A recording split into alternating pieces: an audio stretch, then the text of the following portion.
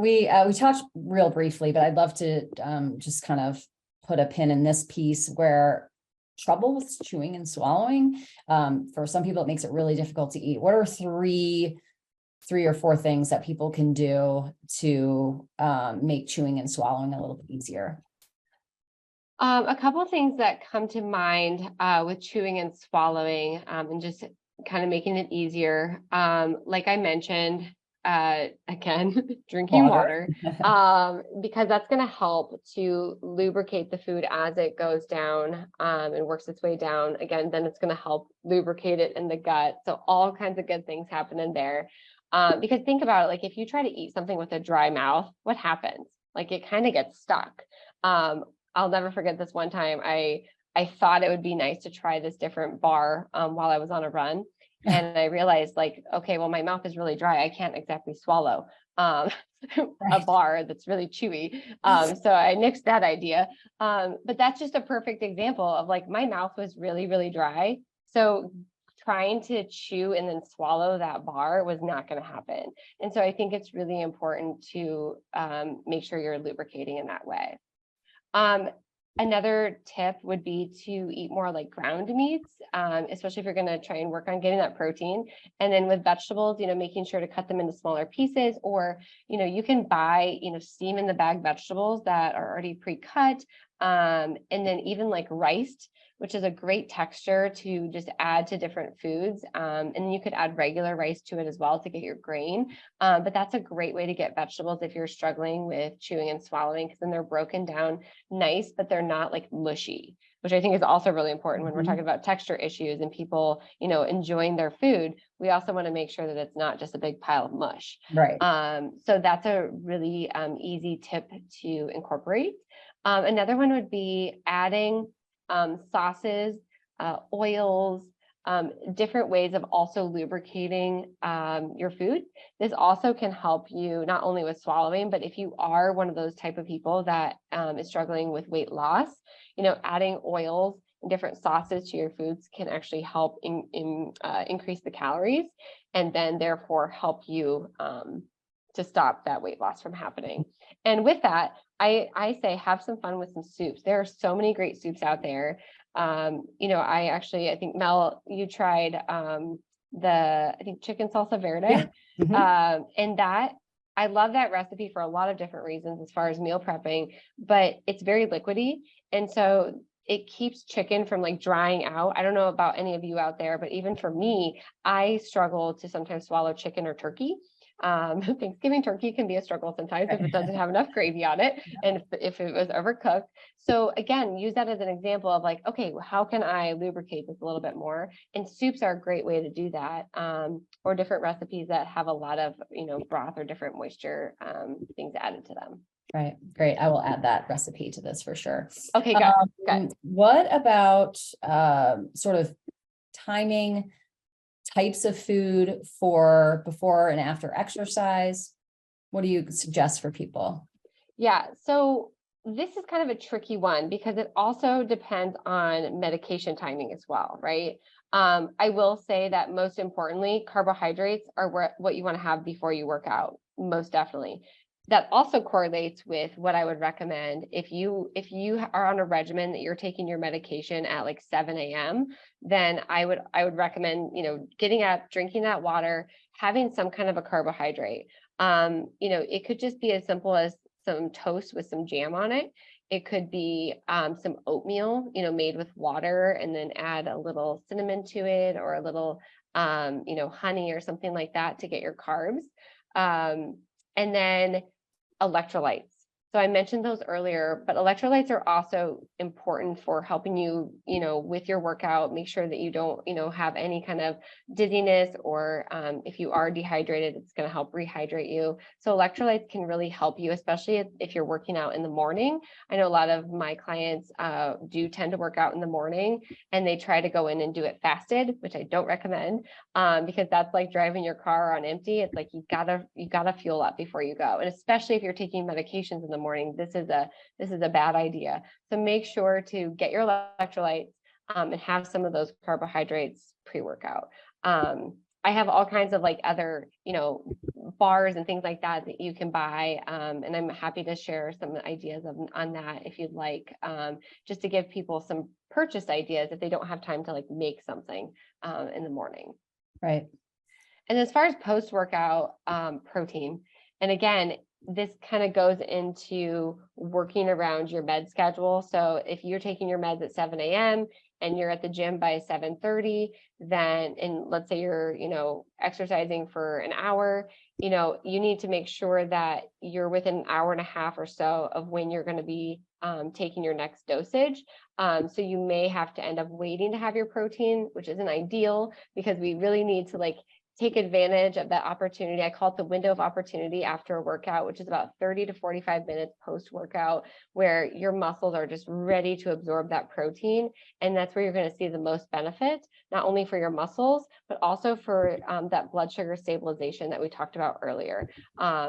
That's really, really important as well. But again, you've got to think about your med schedule. And I know that that's hard, but if you just, sit down and work through a plan and figure out the timing just slightly, you can do it all, I promise.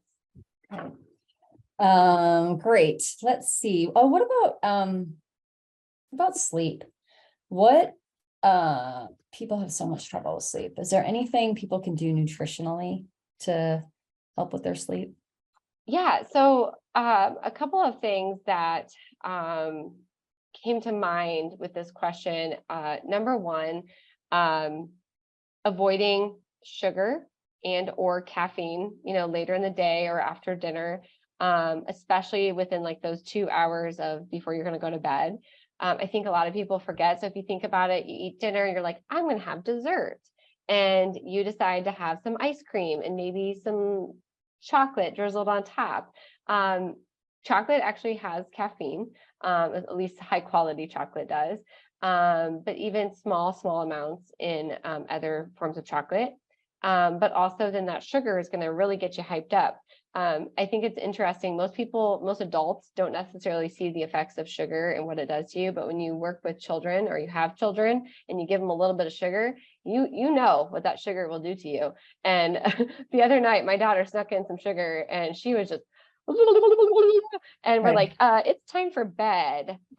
So I think just making sure that you're looking at your own day and understanding like, okay, I need to make sure I'm not having that sugar after dinner if I'm struggling with sleep, because that could be a reason why.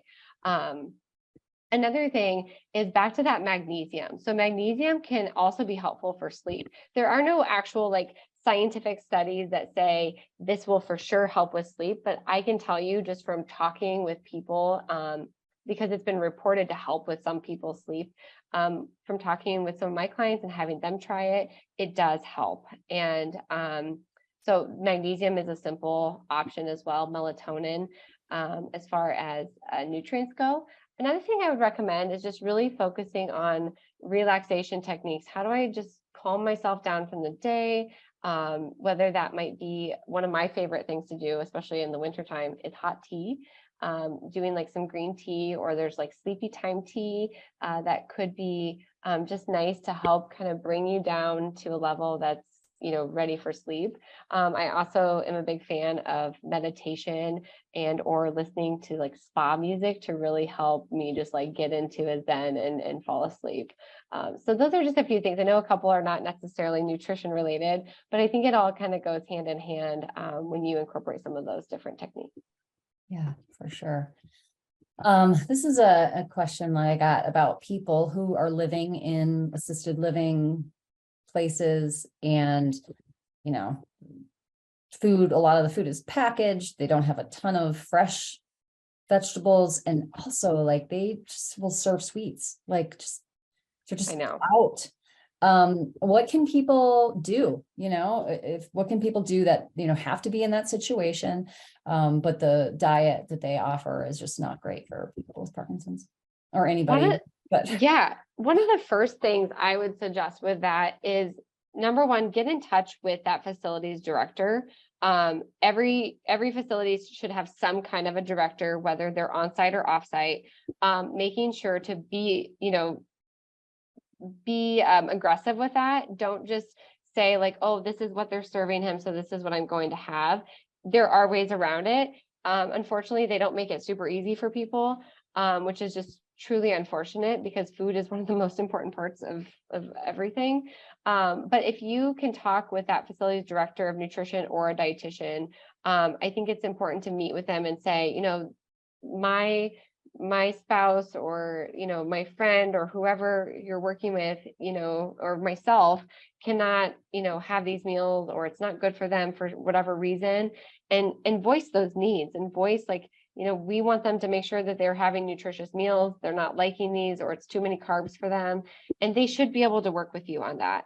Again, it just takes that like extra step of going to that next level and saying, I need to talk with this person, because I can tell you just from like a medical standpoint, like there are plenty of people that come into a facility, any kind of facility, with diabetes, hypertension, all different kinds of medical concerns, and their doctors will order that they have a certain plan, and the facility has to adhere to that.